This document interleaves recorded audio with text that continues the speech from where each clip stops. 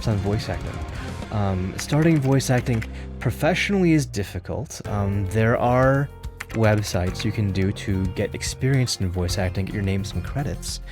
I would recommend figuring out your adjectives.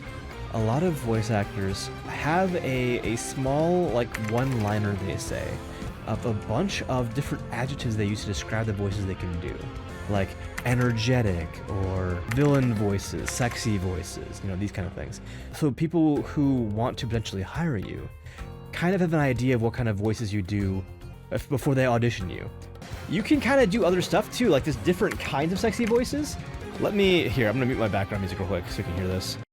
There's like, yes, this kind of sexy voice I was doing before.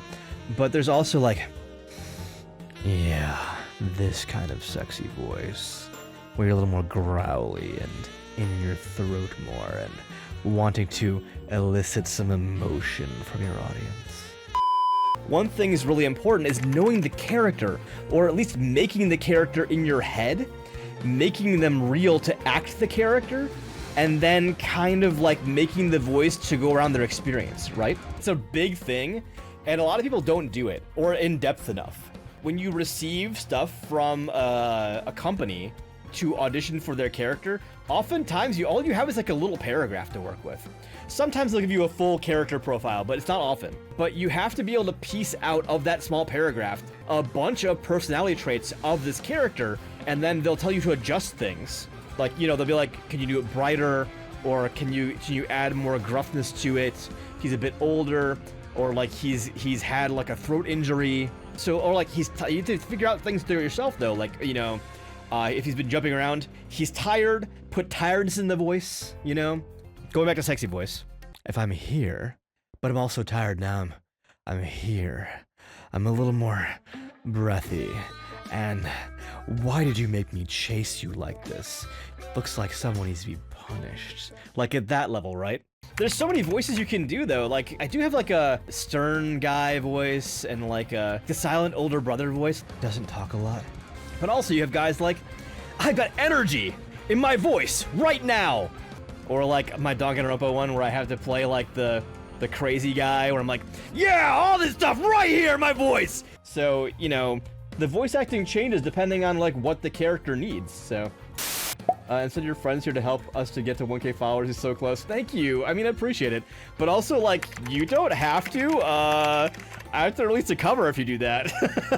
You know what? Yeah, let me get one of my friends to join the cult. I mean, book club. This is not a cult. Why does everybody go that direction with VTubers all the time, huh?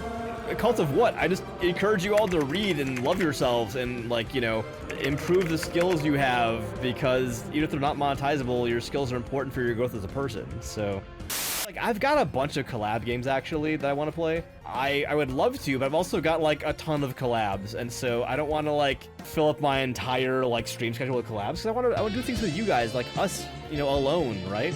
I want to do stuff with you guys. Stories from the archives. Okay, 10. As a lot of you know, I was once a very, very good kung fu person. I specialized in dual Chinese broadsword. So if you've ever seen the whole thing with Prince Zuko playing the Blue Spirit and having those two swords in one sheath, that was the weapon I was the best at. So I was training on my parents' driveway. In the sun or the rain, I didn't fucking care. I was training outside.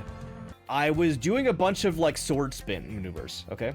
You're basically like spinning the sword in front of yourself, and then spinning it in front of yourself, and then next to yourself, and then spinning it in front of yourself, and then behind yourself, okay? Like you're turning your body as you're spinning the sword. The sword is going the whole time. It's meant to be kind of like a perfect defense for a weapon coming at you, whether it's a polearm or a sword or something like that, to be able to deflect an attack away from your body.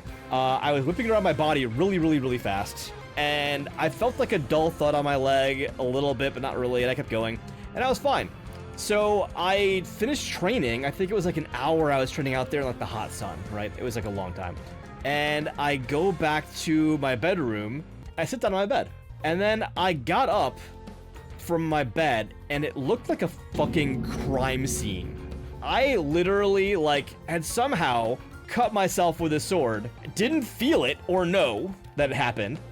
It wasn't like a bad cut, but it was a very bad bleeding cut. And all over these white sheets and the side of my bed frame is just like it's bloody everywhere.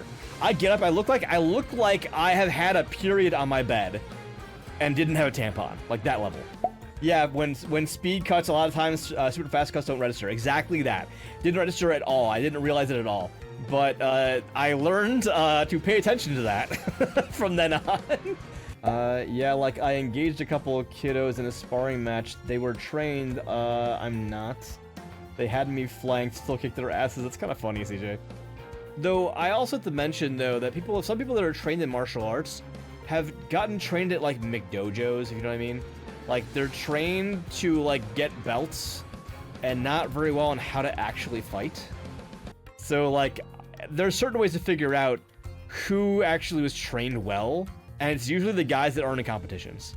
Like me, I'm not in competition anymore because I knew my training was totally different. I'm trained for combat. To me, it's like I will hit you in the nuts. I don't care. Because my fighting was associated with that. When I did the 5 animals, crane, tiger, and snake all hit those spots. Like, why would I not do that? That's like half my style's gone, you know?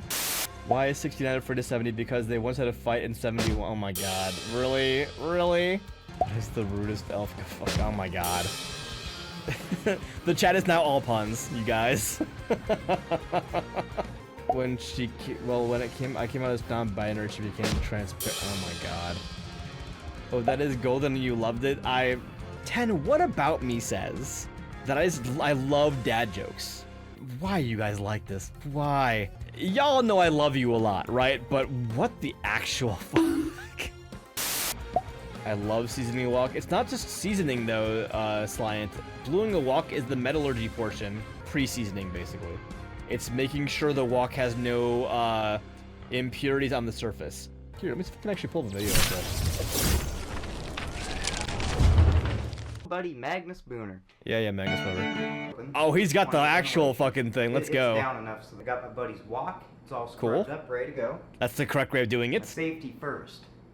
Yes. I've got my hot mitts. That's so important. Please make sure you have hot mitts, man. Every time you need hot mitts. All the information I'm about to give you comes from an Amazon review. Oh my god, chat. This metallurgy review on Amazon, by the way, this wok bluing review, is the same fucking one that I used when I was learning. That Amazon review is the best tips for how to blue a wok I've ever fucking seen. The shade of blue is literally so pleasing to the eye. It really is pretty though, Dia, isn't it? Also a non-stick surface. It actually isn't the bluing process. It's not fully blued yet. It's after you put. Is that Martin Yan? Steel surfaces. I learned how to cook from that guy. He's so good. Yes, clean it thoroughly. Oils to prevent rusting. Yes. You must strip all this oil off.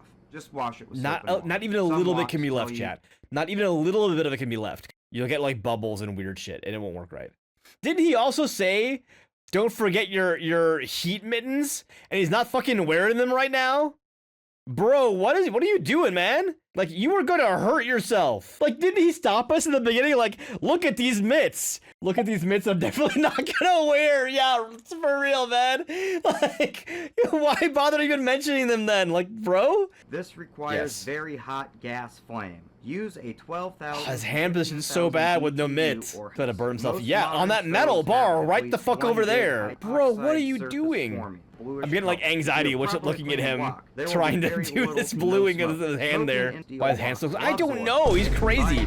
We still no hand protection. Why is your name Boner Magnus? Bro. Oh, Magnus Boner. Okay. It's a umlaut. Oh. Production engines for your dick. She's saying I agree. He probably filmed the ham safety production portion after he already burned. Yeah, that's what I thought he did too, Dia. I thought it was like an after the fact thing he did.